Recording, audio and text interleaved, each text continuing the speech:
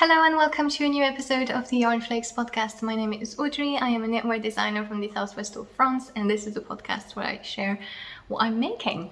Thank you so much for joining me. I hope you're doing well. I have a new episode for you, which is going to be a bit odd since I have a little announcement to make, a new design to share, a second design to share, but I cannot show it to you, and then something about a frog.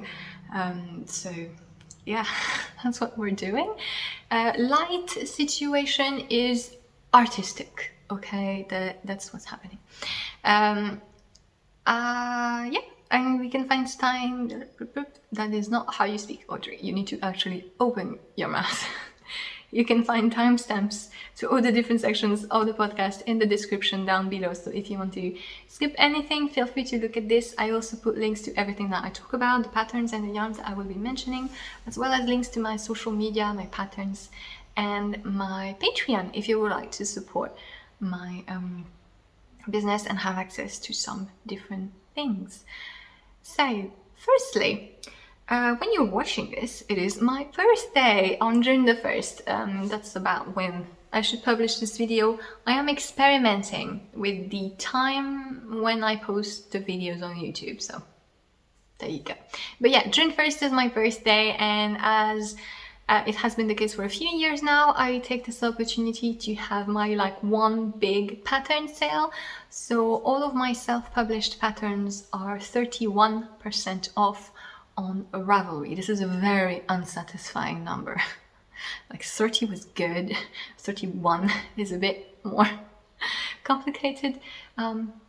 33 is gonna be nice, 35, but those in-betweens, yeah.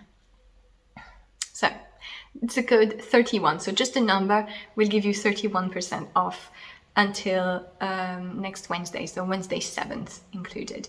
You can use it several times, and it works on all of my self-published designs. I will put the links to my Ravelry pattern shop in the description.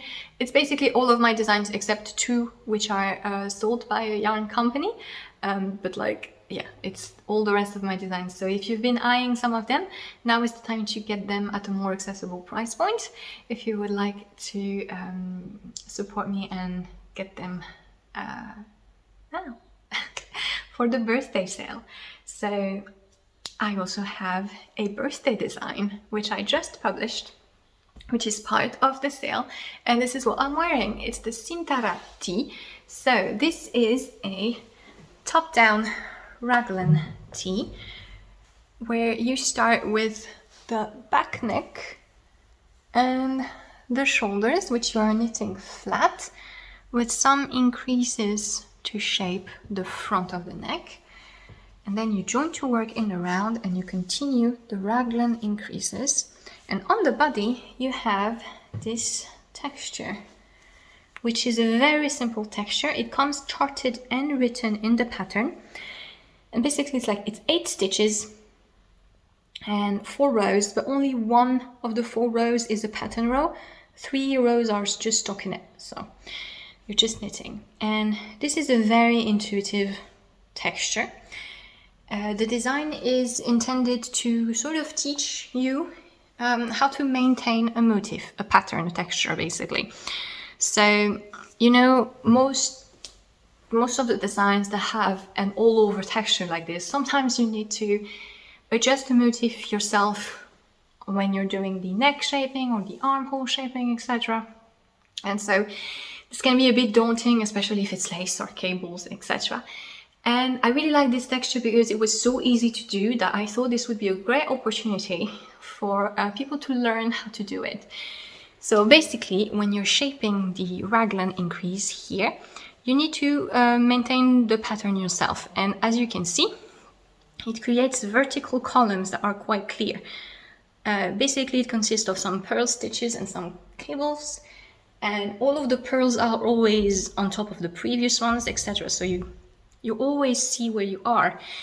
And when you have a new stitch, you can easily, if you're on a pattern row, only 1 row out of 3, most of the rows you don't have to do anything. But when you run the pattern round, you have that new stitch and you're wondering what to do with it, well, you can easily see where it's going to fall on the lines. So you know if you need to purl it or if you need to make it into the cable knit section. And yeah, so that's it for this texture. You at the underarms separate the body and the sleeves. You knit the body straight, so I made mine rather cropped since I like to wear it with high-waisted pants or on top of jumpsuits or things, but obviously you can make it longer. You finish with a 2x2 ribbed hem. You pick up the stitches around the sleeves, you knit the sleeves as long as you want. You can easily modify it to make it longer. The pattern includes instruction for this. The sleeves are very loose, like they're very flowy, and so you have lots of ease on the sleeve. So if you choose to make them longer, you just knit them however long you want. You have two options. Either you tighten them at the cuff so that you have like big balloon sleeves, or you can you knit straight until this point in your arm and then you decrease slowly until your cuff. But if you just want short sleeve, you knit just a little bit and you do the cuff, and then you pick up stitches around the neck. And since you're picking up stitches, you can take the opportunity to change the neckline however you want. If you want it looser, more open, you can pick up more stitches or knit a smaller rib. One of my testers just did an I-cord bind off and it's lovely. She has a very nice open neck and it's a very flowy yarn that she used as well. And so it's really nice. And if you do want it a little bit more like a mock neck, you can also pick up fewer stitches within reason. Like especially here at the front, I wouldn't pick up less than 2 out of 3 stitches, because if not, you risk having something that does this, you see, and you don't want that. So yeah, you have a bit more leverage on the shoulders and on the back, but yeah, you have some wiggle room to adjust the neckline, which is why I like to do my raglans this way, where you pick up the stitches for the neck. And that's it. That's it for the construction. So it's very simple project. And as far as yarn goes, you kind of have 2 ways. One way is to make a transitional weather, so spring, autumn, thicker t-shirt using DK weight. And one way is to make a normal, lighter summer tee using fingering weight.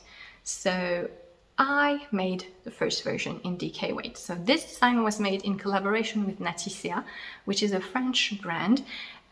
She makes plant fibers. Not all of her fibers are sourced within Europe or France, but she is trying to revive especially the linen and hemp fiber industry in France. And she has a range of really nice yarns, and she contacted me a while ago asking if I would be interested in collaborating with her, and I was really curious to test her yarns, and so she sent me the yarn for this sample, which is her Damya base, which is a blend of cotton and hemp, and it is a DK weight, and it's a rather thick DK weight. So the gauge is 25 stitches per 10 centimeter. So when you're knitting this in DK, it's pretty dense, and basically what it does is that it has a really lovely definition. When you're working with plant fibers, sometimes, and you can see it a bit in the ribbing, sometimes it can look a bit loose and split because they don't have any elasticity, right? So I wanted to have a t-shirt pattern that would provide a more dense fabric, because I have heard from some people that they really don't like that all the tee patterns are very loose gauges and airy. So I kind of wanted to provide something for that, and I really needed a transitional t-shirt. So I decided to try and knit this very tightly. And this is a swatch that I actually sent Natisea to share with her. This is the colorway Framboise and this is the colorway Bleu Gris. So raspberry and grey blue. And I just really like how this looks. Basically, by knitting it tightly, you gain back the definition. And what's nice about this yarn is that because it has the hemp content, when you block it, you get something that is still very drapey and flowy and very pleasant to wear. So I've done something that I usually don't do, which is I've been wearing this a lot over the spring since April. I'm going to insert here a video of me, all the outfits that I've done wearing this. So yeah, usually I don't wear my design samples before showing them to you, just in case I like spill tomato sauce or something on it. But I kind of wanted to test it to see how I like wearing this yarn at this gauge and to give you some feedback on how the yarn wears. So I've been wearing it under cardigans when it was cooler. I've been wearing it over dresses or just as a normal t-shirt on warmer days, and I really love it. I really like having a t-shirt that's not too flimsy, because that's why I wear decay weight t-shirts. Even before I used to knit so many garments, I have quite a few thicker t-shirts that are like kind of a ribbed fabric, you know, because I like to wear them in the spring because it's too warm already to wear a sweater or long sleeves for me in most circumstances, and it's not warm enough to wear a lighter tee. And yeah, another thing that I would like to note is that the yarn blocks really well. So what I mean by that is that you can really shape, for example, the neckline. You can really force it around. You can put the things however you want them, and it blocks really well. I've washed this twice now, so another time after the first wash and block, and I really love the fabric that I got, and yeah, it's been really nice to wear in spring. And that is it. So this is the first possibility that you have, using a decay weight.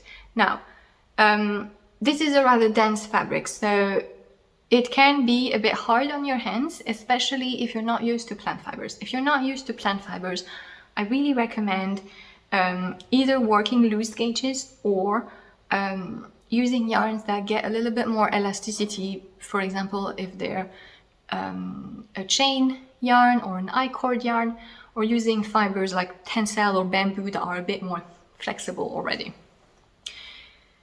For this, if you're not comfortable knitting such a dense fabric, pick the fingering weight, because you will have a regular summer t-shirt. I have a few testers that did it in fingering weight, quite a few in fact, and it looks great in a variety of fibers. Some people used merino, some people used BioBalance by BC Garn, which is a cotton wool blend. I've seen a more sport weight cotton test knit that was made into, there's another variegated one that is lovely. The one I'm thinking about, it's like a rainbow cotton but like pastel. So it makes like this iridescent nuances, and the texture looks really good, variegated like this. So I invite you to check it out on Ravelry. And yeah, so using fingering weight, for example, from Natisea, she has her Pernel yarn, which is a pure hemp yarn, or I wanted to show you, because I bought this recently from her, the Linaé yarn, which is 95% linen, 5% cotton, and this knits up more as a fingering weight. And she did swatches of this texture in the Linaé base, and it looks lovely in the red gauge. So that is the other solution that you have if you want a normal summer tee that will be wearable when it's warmer. And one thing that I do like about Natisea is the color range, because I've talked about this a little bit, but a lot of summer yarns, they're all pastel colors, and it's nice, but sometimes I do want a little bit more color. And I really like, this is the Aubergine Eggplant colorway, which is really beautiful. And yeah, so that is it. DK weight for a denser transitional weather project, and fingering weight for a easier to knit and more classic summer tee. So that's it. Those are the options that you have for this design. There are yarn and pattern kits from Tilia where you can choose all the options. So she has all of her yarns available around the kit, so you can choose either a DK or a fingering weight. And yeah, the pattern is also available on my Ravelry shop and is part of the birthday sale, like I said. So that's it for the Sintara Tee, which I hope you will enjoy. And I'm going to move on to another design which I would like to share with you, which I don't have with me because it is published in the new Pom Pom magazine, which I'm really happy about. So I'm going to insert pictures here because I don't have my contributor copy yet. It should arrive soon. Every time this happens, I film the podcast, I say I don't have my contributor copy, and then I go look at the mailbox and it's there. So that's most likely what's going to happen again. But I'm going to put pictures of the design. So it is a wrap top, which is knitted from the top down, the Pineberry top. So you start at the back, which you knit straight, and then after the underarm, you start decreasing to kind of shape a waist shape, basically to now have a narrower waist towards the back. And then you pick up stitches for the front shoulders and you increase continuously to have the wrapping, overlapping fronts. Once you're done doing the body, you start doing the belt, which is worked in garter stitch, and you work a little bit of the belt and then you attach it to the live stitch at the base of the body all around, and then you continue knitting the belt. And once you're done, you only have a short seam to do. You mattress stitch the sides of the body, front and back, and it's a straight, easy seam. I've talked about this often. I will talk about it again in a bit. I'm not good at seaming, so if I make a seam in my patterns, you know it's an easy one. So yeah, I have, and it is done in an all over lace motif. And it's kind of funny because a lot of people mentioned that it kind of looks like crochet from a distance. And I agree, I hadn't thought about it, but yeah, it does. Well, it's actually just a very simple lace stripe with yarn overs and decreases and a purl row. So this is the swatch that I made. You can make it striped or in one color. The sample that is in one color was knitted by Pom Pom and is in Pima cotton, so a fingering weight cotton from Busy, I think that's how you say it, Busy Peach, which is an American-based dyer. I think American, maybe I'm saying something silly, but I think not Canadian, but yeah. In a really lovely peachy colorway. So, and my version, the version that I knitted, was made in Des Rum Natura Candide, which I was really happy when the Pom Pom team chose it, because when I knitted this, the yarn had released not so long ago, and basically this is the summer version of the Ulysse yarn. So it is still a mostly woolen spun Arles Merino with a little bit of cotton, of recycled cotton, and I think it's like 10 or light. Okay, no light. The bit of recycled cotton, and it's really sunny outside. I don't know why my phone decides not to have some light. 10 or 15% cotton. And so it's really interesting. It's still mostly woolly, so I wouldn't be able to wear this in the summer. But as I often say, in the summer, I just want to die. So I can't wear anything. But it still has an interesting texture. You still have the sort of plumpness of the woolen spun merino, but the cotton adds a crispiness, which is really interesting and really pleasant to knit. It feels dry, and dry as in it's not squishy wool, you know, it doesn't feel woolen. It has a more fresher feel, which will be nice for spring. And the colorways that were used for this one is Sucre Glace, which is the white one. Confectioner sugar, every time I bake from an English-speaking recipe, it's a nightmare. The sugar, the icing sugar, the sugar that is very powdery, not the grainy sugar. And I know there's like 50 different calibers of sugar grains, and it's very confusing. I mean the powder sugar, basically, the one that you make icing with. And citronade, so lemonade, which is the yellowy. Speaking of a summer yarn that mostly has pastel colors, but yeah, it's nice. So this is a very fruity pom-pom issue. I am very happy because there's quite a few very beautiful crochet tops in it. There's a crochet bag, and there's a knitted dress as well, which is absolutely lovely. Oh, I love the pina colada pullover that's in it. If you haven't seen it, somehow I recommend that you check out the pattern pages or the pattern descriptions on Pom-Pom's blog. And the design will be available at a later date individually. So I'm really happy again to have a design in Pom-Pom. I've often talked about this, but I do love working with Pom-Pom. They don't have the longest deadlines, but they are very well organized, and it's a nice frame to work with. It's nice. It works okay, and they provide a good compensation for designers, which is great.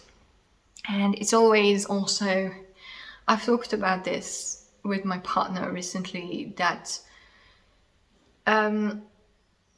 working for magazines, it's a bit specific and it's a bit more strict, and in terms of, I mean, not necessarily strict is not the word I'm looking for, that it's a bit more demanding in terms of professionalism in the instructions, in the grading process, etc.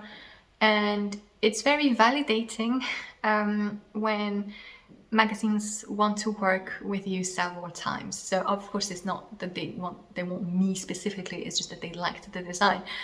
But whenever a magazine I've worked with before selects another one of my designs, it's kind of like, oh, it's a nice reassuring thing. It sort of cures my imposter syndrome for like 2 seconds and then it's back. But it is very pleasant, and I'm always happy to work with Pom-Pom, and I can't wait to see my copy and to look at the other beautiful patterns.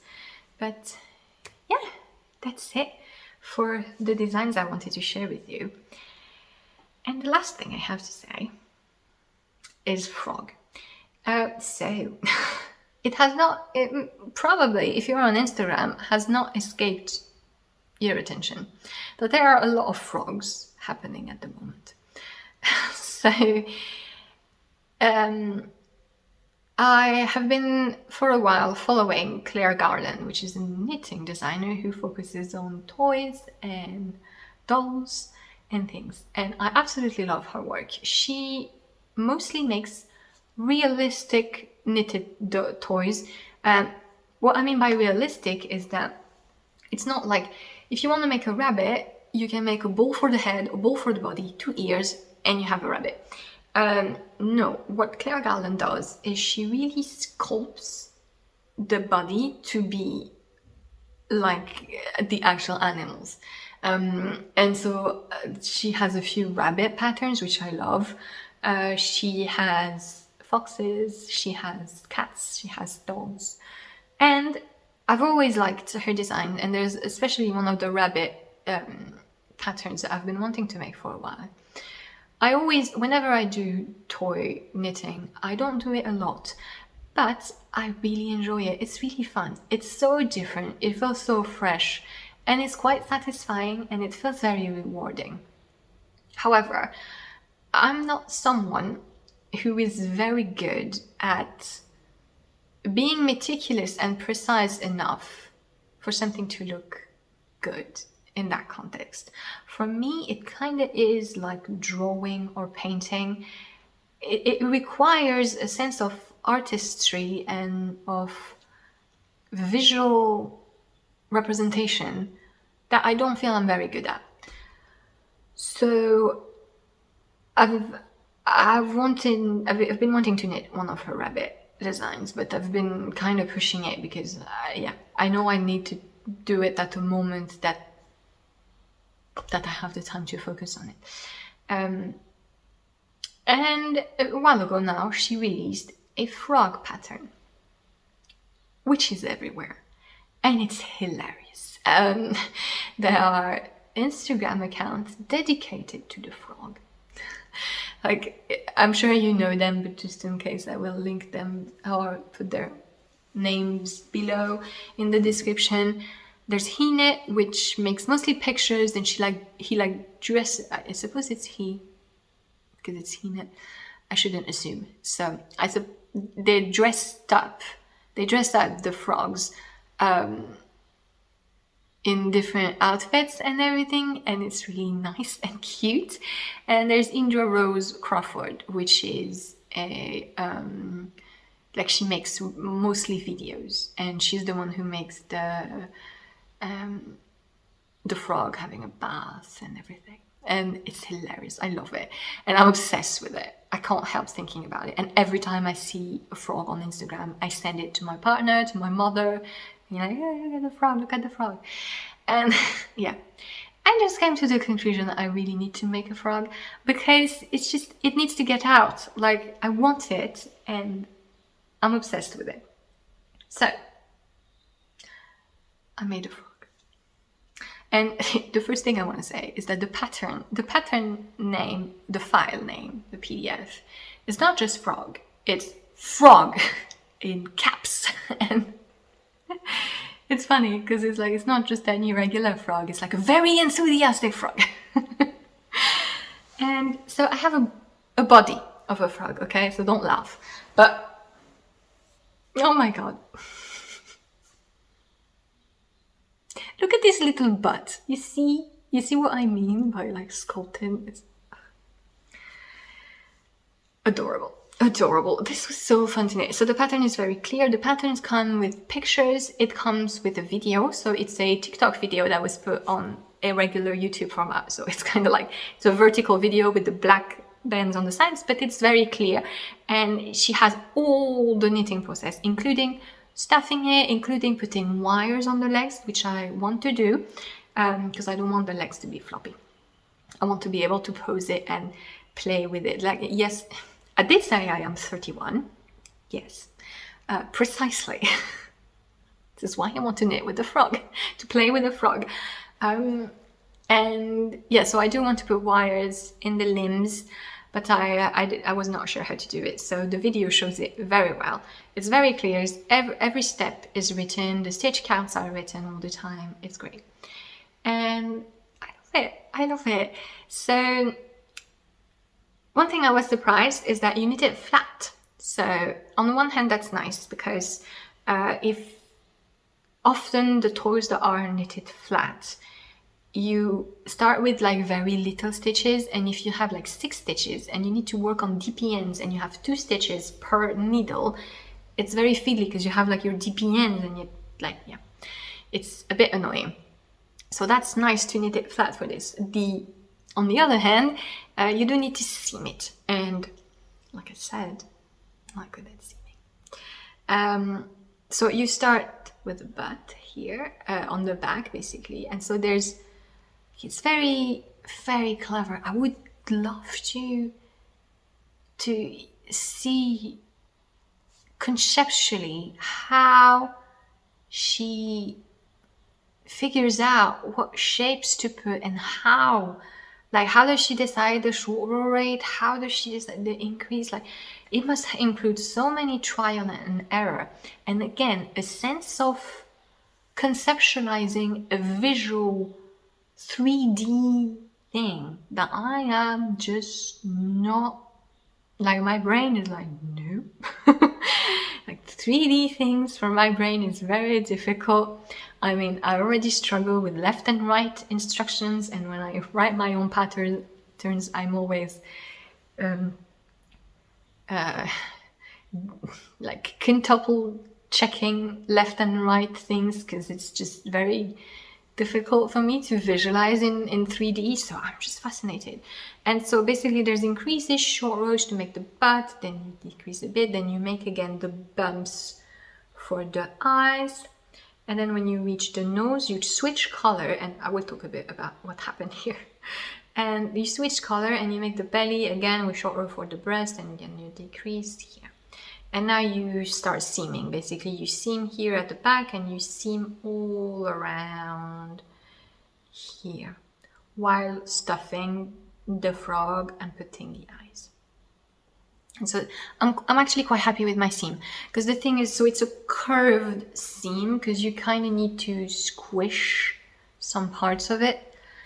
And the edge is not neat because you have increases on that edge. So yeah, it's not the neatest, but the thing is, the pattern recommends that you use one strand of fingering weight and one strand of lace weight, like mohair. And I think that's a great idea because if it's fluffy, it's gonna hide defects. So that's nice. Then I hide flaws. But I still think I did okay with the seam. And once you've done that, the last thing that I've done is I've picked up stitches here to make the lip. Without it kind of looked like a bird, which was funny. But yeah. And then you put the eye and thing. And yeah, I really like it. So I'm using a leftovers from Filcolana Arwetta. I actually bought a skein of a ball of mohair. This is Filcolana Tilia to go with it. Yes, I bought mohair too. It's gonna use like 2 meters, and I bought it. It's fine. I'll make more frogs. And for the belly, I used leftover Purl Soho Sweetgrass, which is cotton alpaca, and Holst Garn Titicaca, which is a lace weight pure alpaca. If you don't like mohair, but you still want a lace weight to hold double, to do heathered effect, or to have just a little bit of halo, I really recommend this yarn because it's a pure alpaca, so it's very soft. It's not as hairy, but it's way cheaper because you basically get double the meterage compared to a ball of mohair, and it has a great color range. However, I did find that the gauge on the belly is a bit looser, and I don't necessarily want to knit it tighter because I think it's a good size. But actually when I look at the pictures of other makers, it's the same thing, but it did bother me here. So I actually made it worse by pulling a thread and trying to fill it up here. So it looks like it has scars. And yeah, so it looks like he had a tough life in the past, and he's wearing his scars as a proof of how far he has come. He's no longer fighting in pubs anymore. So yeah. But I do think that if I ever make another one, I will probably hold 2 strands of this with one of this, because to match a bit the density that I get on the back, which is really nice. So, hello, focus. It's so fun. Like, the most difficult thing is not stopping every 2 seconds to like marvel at how cute it is. And yeah, it's really nice. I'm really happy with it. So I need to make the limbs. Basically, you take wire and you make an I-cord around it, and then you work toes flat. I need to rewatch the video because I didn't understand very well how I'm supposed to hide the end of the wire, because the toes are knitted flat, if I understood correctly. And I think you're supposed to hide the wire by weaving in your ends at the end, which is gonna be a bit fiddly because I think you're gonna have lots of ends for the toes. Yeah, I do have wire, but I think it might be a bit too stiff. I need to see if I can move it around. But yeah, I would like it to be able to stand on its own. So we'll see. Standing up. And yeah, so that's my frog.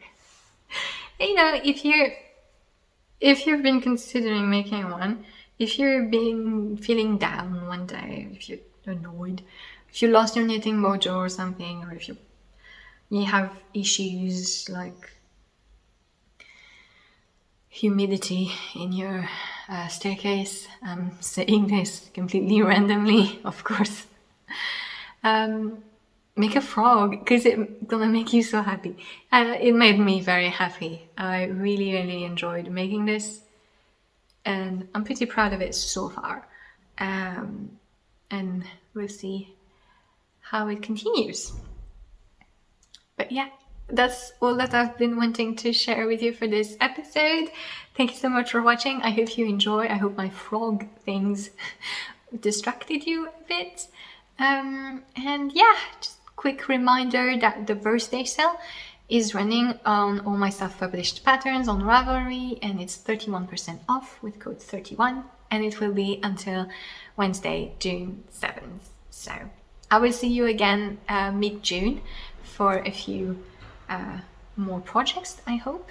And yeah, that's it. Thank you so much for watching. I wish you a very happy end of the day, afternoon, whenever you're watching this, and I will see you next time.